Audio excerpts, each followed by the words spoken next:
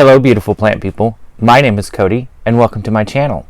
So today's video has been a highly requested video and it's the techniques and the products and everything that I use to propagate. So let's get into it.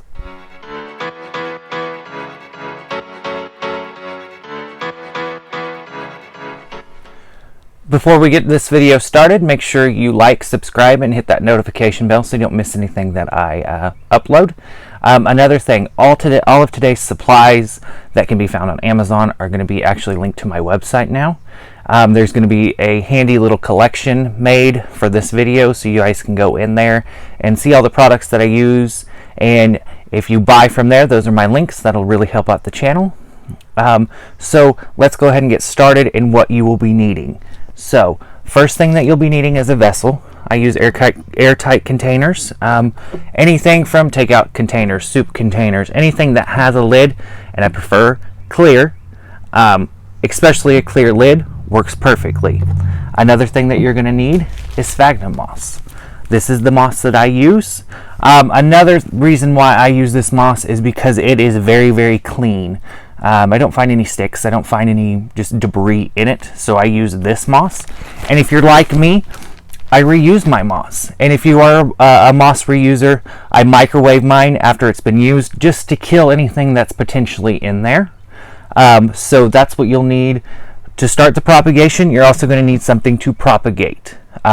Today I've decided to do begonias in here. So I've got some leaf cuttings right here that I just took. I think this begonia tiger eye or tiger kitten, something around there. And then some begonia cuttings that I got from a friend in here. I can't remember the name. I'll make sure I put it up on the screen for y'all. So what we're going to do is we're going to take the lid off the container. And then I've got my sphagnum moss right here in an old ice cream container. Perfectly handy for that. I like to reuse anything that I possibly can, so I turn this into the sphagnum moss container because it has a lid. So you're going to take, this moss is already wet, so you're going to take your sphagnum moss, and I'm wringing out as much water as I can. We want the moss to be moist but not soaking wet, because that will unfortunately encourage some rot, and we don't want rot happening. So I'm just getting out as much as I possibly can out of this sphagnum moss. Alright, so our container is, somewhat full. I'm going to say 3/4 of the way full. So there's two different types of techniques that I use for begonias. These I cut a little long because I just cut them right at the rhizome. So I got my pruners here, and like always, sterilize them. I use a lighter to sterilize them. It's a butane lighter. It's literally going to kill anything living on there. And I'm just going to trim this petiole down right about there. And then there, that's easy. You guys can see that. I'm going to take this entire petiole right here and bury it literally in the sphagnum moss, because what that's going to encourage is there's going to be roots that are going to form along that, and I've had them to where plantlets grow right here, and I'm actually going to keep this and try to root it as well. I'm always experimenting. It's one thing that's fun about growing plants and collecting plants, is you're always experimenting and seeing what works and what doesn't work. Here's another one. I don't really need to cut that down, so I'm going to just put that in the moss. Now this one, I'm actually going to try a different technique. I'm actually going to cut across the leaf just like so, and I'm going to curl it up mostly and stick it in here, because wonderful thing about rhizomatous begonias is they will just literally root on a petiole, stem, leaves, half of a leaf, whatever it wants to do, it'll root. So we've got all of those in there. Let's get the ones out of the bag. And I've had these in the bag for a little longer than I should have, but that's fine. And I'm going to leave this whole thing intact. And I'm just going to stick it in the moss. Just like so. And I'm going to have to get another container here in a little bit, but that's perfectly fine. We're going to keep those all right there. And then we're just going to put the lid on it. And that's going to go on a heat mat, which I'm going to take you to the heat mat setup here in just a minute. There's a few other things that I'm going to try that I'm new to. I've done air layering before on trees. I've never done them on plants before. So I am missing something for my air layering. Give me just 1 minute and I will be right back. Alright, since I've got what I needed for my air layering, I'm going to show you the plants that I will be air layering today. So, this right here is one of my sad examples of a philodendron verrucosum melanochrysum hybrid. It's just not like in winter. It's dropping leaves like crazy. It's been hard for me to kind of keep the humidity dialed in here in the plant studio. But if you guys don't know what the plant studio is, the plant studio was actually a woodworking shop that my husband and I started, and I just kind of took it over with plants for the winter. All the plants will move back out into the greenhouse this spring, so we'll be doing more of that in more videos in the greenhouse this spring when spring comes along. So, and I've got some very exciting stuff going on for the greenhouse. Some of you I've told, some of you don't know, so can't wait to show you guys that. So essentially what air layering is taking a medium, being sphagnum moss, and wrapping it around. That one's too tall, y'all can't see it. Let me grab this one. This is my philodendron glorious. That is gloriosum verrucosum hybrid. So this is my glorious. Essentially what air layering is you're taking a medium, the medium being sphagnum moss, and you're wrapping it around a node in hopes that that node will produce roots, which if you can't tell already, it's already producing roots. So what I'm going to do is I have some press and seal. I love press and seal. It's wonderful, wonderful. And this, honestly, I could chop already and just propagate from there, but I want to give it a little bit more time because if you can't see right here, that's a brand new leaf that still hasn't quite unfurled, whatever you want to call it.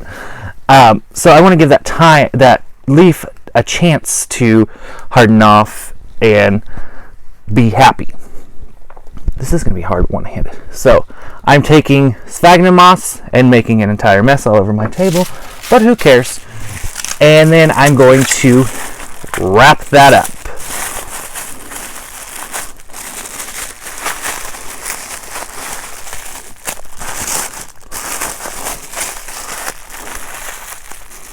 And gently make sure it sticks together, and just like that.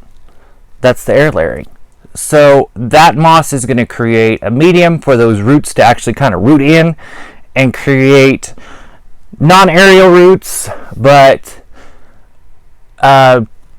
terrestrial roots, I guess is what you say, soil roots. That's what I was looking for. So that'll help create soil roots and make this plant happier. And then when it's done rooting, and where I'm happy with it, I'll just chop it right above this node, and actually there is a active growth point right there that's just kind of ready to let loose and go. So that was the melanochrysum gloriosum hybrid, philodendron glorious.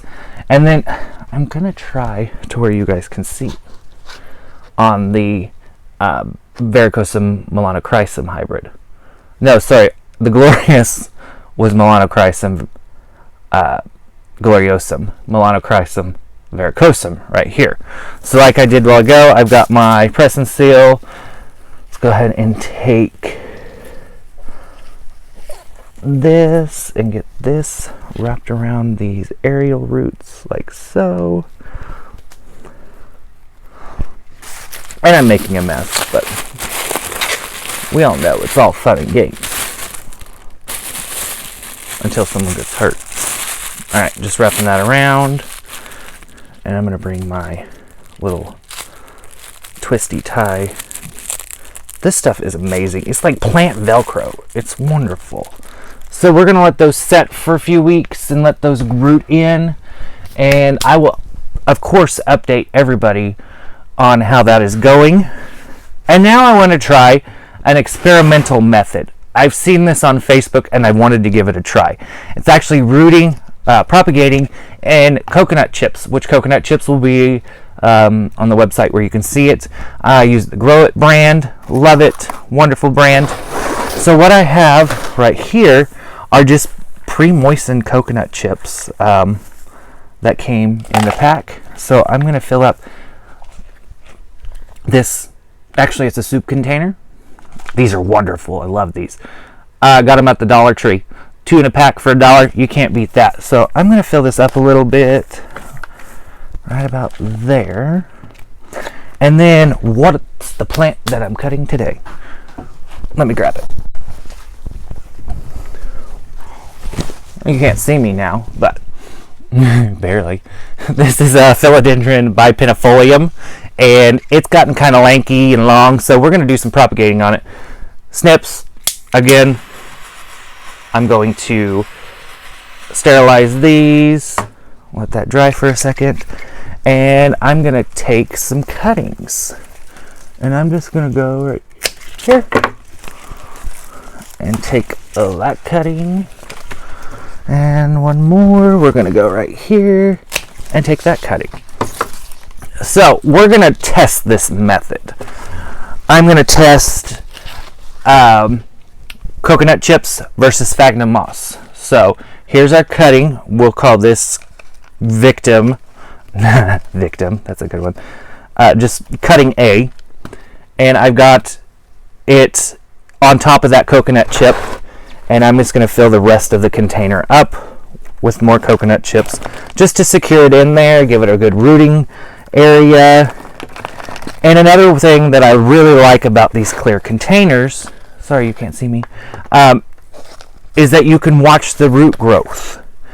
And I'll go over that in another video, because in that my next video will probably be on the, as I call it, the humidity chamber.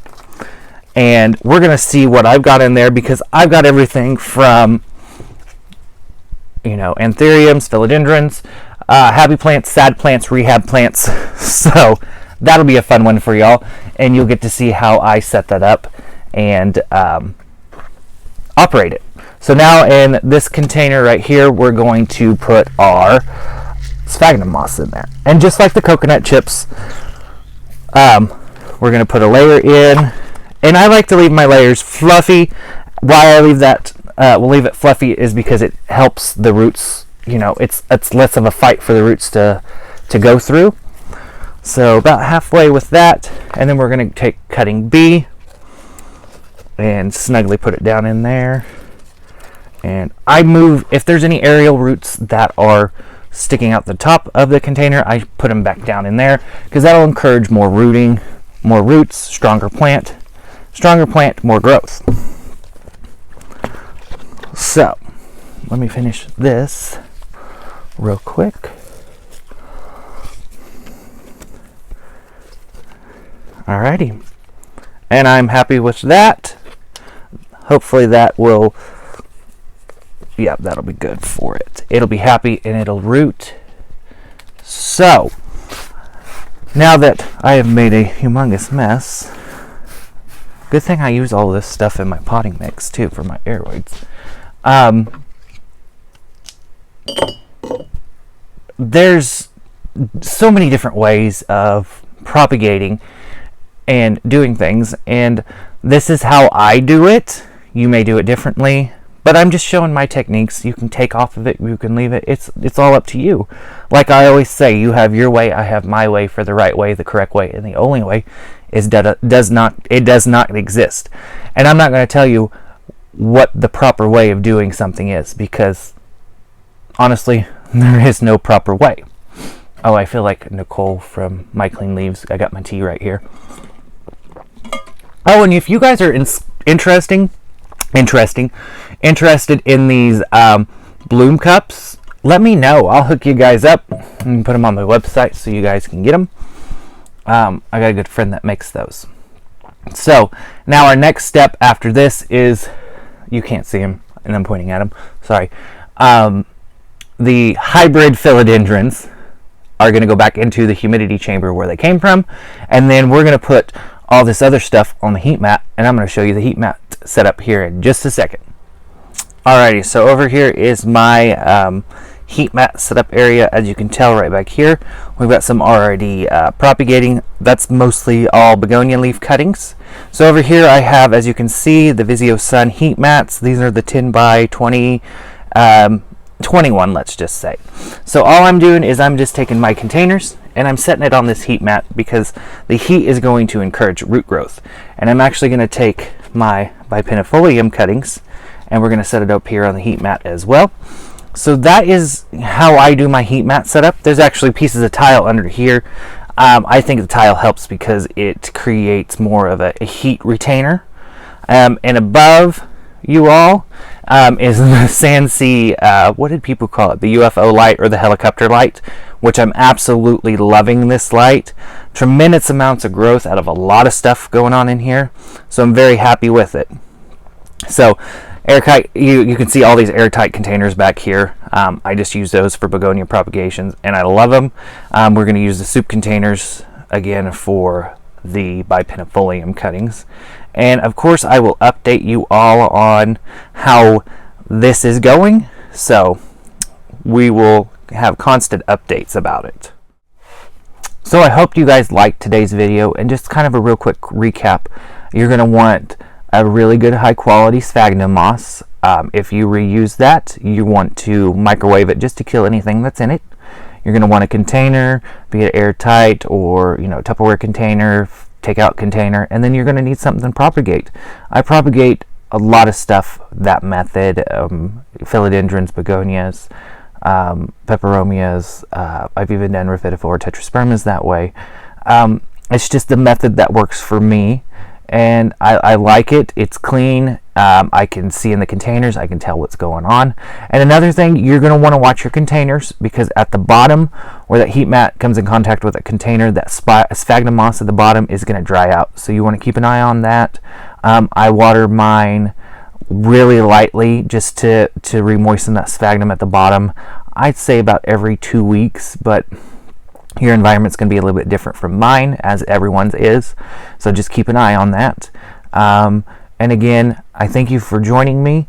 Don't forget to like and subscribe. And everything that's going to be used in this video that comes from Amazon is going to be on my website, which the link below will take you to my website, and we'll have a collection made so you can just kind of go in there and see what's going on. So I thank you for joining me today, and we'll see y'all in the next one. Bye-bye.